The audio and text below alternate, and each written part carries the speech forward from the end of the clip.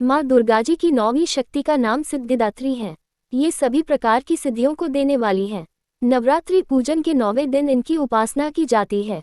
इस दिन शास्त्रीय विधि विधान और पूर्ण निष्ठा के साथ साधना करने वाले साधक को सभी सिद्धियों की प्राप्ति हो जाती है। सृष्टि में कुछ भी उसके लिए अगम्य नहीं रह जाता है। ब्रह्मांड पर पूर्ण विजय प्राप्त करने की सामर्थ्य उसमें आ जाती है।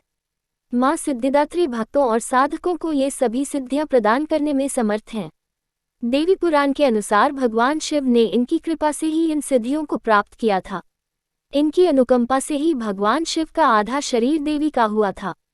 इसी कारण वे लोक में अर्धनारीश्वर नाम से प्रसिद्ध हुए।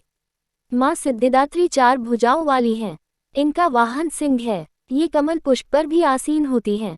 इनकी दाहिनी तरफ के नीचे वाले हाथ में कमल पुष्प है। प्रत्येक मनुष्य का ये कर्तव्य है कि वह माँ सिद्धिदात्री की कृपा प्राप्त करने का निरंतर प्रयत्न करे, उनकी आराधना की ओर अग्रसर हो।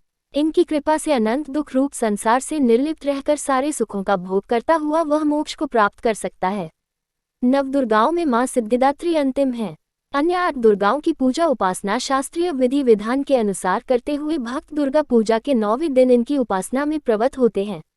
इन सिद्धिदात्री माँ की उपासना पूर्ण कर लेने के बाद भक्तों और साधकों की लौकिक पारलौकिक सभी प्रकार की कामनाओं की पूर्ति हो जाती है।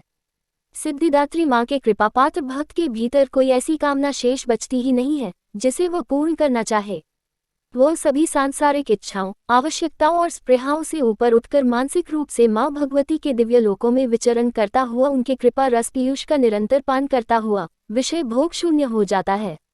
माँ भगवती का परम सानिध्य ही उसका सर्वस्व हो जाता है। इस परम पद को पाने के बाद उसे अन्य किसी भी वस्तु की आवश्यकता नहीं रह जाती।